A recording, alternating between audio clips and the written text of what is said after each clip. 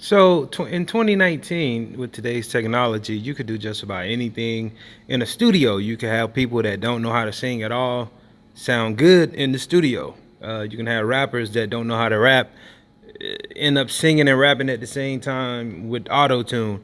And you also could put rappers that hate each other on the same song without their consent, because if they agree to be on this song, that's the agreement. They don't have to know who's going to be on the song. But in Rick Ross' case, he could just put like Pusha-T and Lil Wayne on the song without them even knowing it. The link for this article will be in the description. So Rick Ross says he will put Lil Wayne and Pusha T on the same song without them knowing it.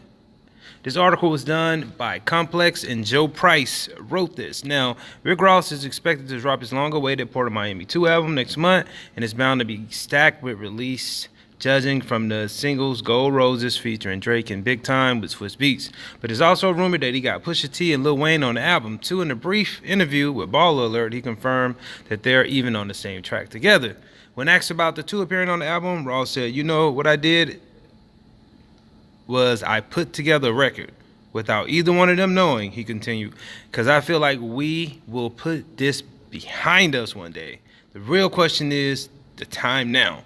And it might be the right time for that. We have to see."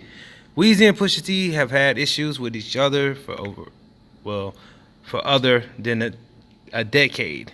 It was even the catalyst for the issues between Drake and Pusha, which flared up in 2018. There's still a chance the song could get vetoed by one or both of the rappers, but as of right now, Ross has indicated that it's going to happen.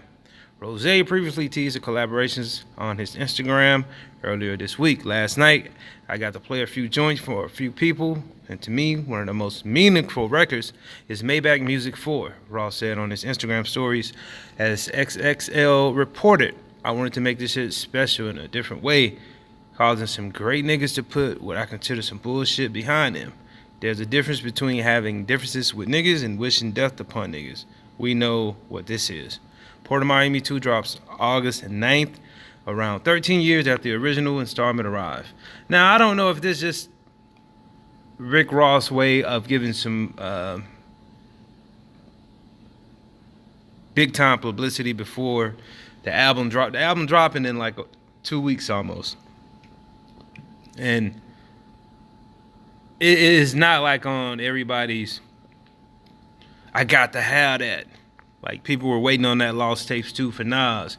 It ain't like that. It's like, because we already heard, like, the Port of Miami type of vibe from Rick Ross on all of his albums. He was the same. He's still that same guy. Ooh.